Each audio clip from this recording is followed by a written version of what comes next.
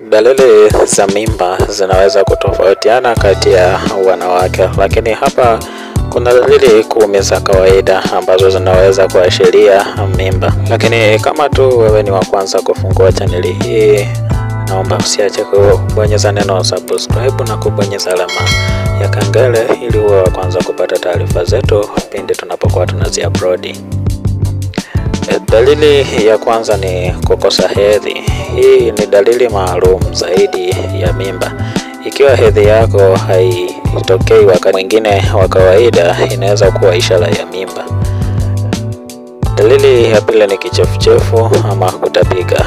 Wengi wa wanawake hupata kichefuchefu, hasa kichefuchefu hiki hutokea nyakati za asubuhi au kutapika wakati wa awali wa mimba. Dalili ya tatu ni maumivu au kujaa kwa matiti. Matiti yanaweza kuwa nyeti, kujaa au kuuma wakati wa awali wa mimba. Namba 4, hii ni pamoja na kubadilika kwa hamu ya chakula. Mimba inaweza kusababisha mabadiliko katika hamu yako ya chakula, kama vile kutamani vyakula fulani au kutopenda vyakula vingine. Jua kabisa hiyo ni dalili ya mapema sana ya mimba. Sehemu nyingine ya 5 ni uchovu mwingi. Wanawake wengi wanapata uchovu mkubwa sana, hasa katika miezi ya kwanza ya mimba. Sehemu nyingine ama dalili nyingine ya 6 ni pamoja na mabadiliko katika mkojo. Mimba inaweza kusababisha mabadiliko katika mkojo, ikiwa ni pamoja na haja kubwa mara kwa mara au mkojo mwepesi. Namba 7 ni pamoja na maumivu ya tumbo ama cramping. Maumivu ya tumbo ya kawaida kama vile cramping yanaweza kutokea wakati wa mchakato wa kuzalisha mimba. Namba 8, moja ya dalili ni pamoja na mabadiliko ya mood. Homoni za mimba zinaweza kusababisha mabadiliko makubwa katika hali ya hewa na hisia.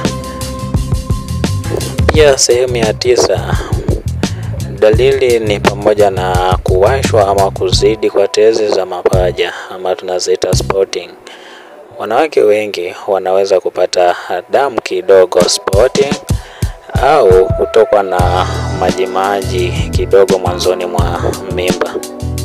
Kabla hatujaiona dalili ya mwisho, dalili ya 10 ya mtu ambaye atakuwa na mimba, atajitambua vipi? Naomba niweze kukumbusha, kama tu wewe ni wa kwanza kufungua chaneli hii, ningeomba uwe wa kwanza kubonyeza neno subscribe ili tuwe wa kwanza kupata taarifa zetu pindi tunapokuwa tunazi-upload. Dalili ya 10 ni pamoja na mabadiliko ya ngozi.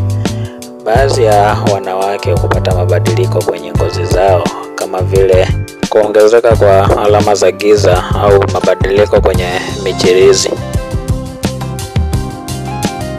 Hata hivyo, ni muhimu kutambua kuwa dalili hizi zinaweza kuwa na sababu nyingine.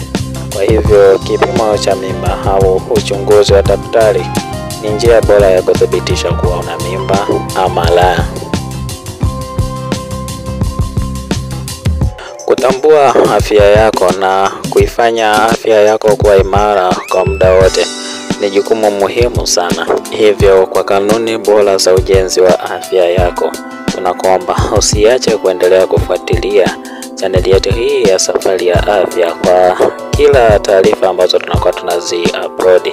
Lengo kuu ni kuendelea kujengana kuhusu swala zima la afya, kuboresha afya zetu na kuzijenga afya zetu, kuzifanya kuwa bora zaidi. Hivyo unaweza ukawa na wasiwasi ama dukuduku yoyote juu ya afya yako, kikubwa tu usisite kunitafuta katika namba ambayo inapita kwenye screen yako ili uweze kunitafuta, tukae meza moja kujadili juu ya swala ambalo linakuwa linakusumbua kwa wakati huo. Pia niendelee kuwashukuru wale wote ambao wamekuwa mstari wa mbele katika kufuatilia video zetu pindi ambapo tunakuwa tunazi-upload. Sina kitu kingine cha ziada, niseme tu nashukuruni, asanteni.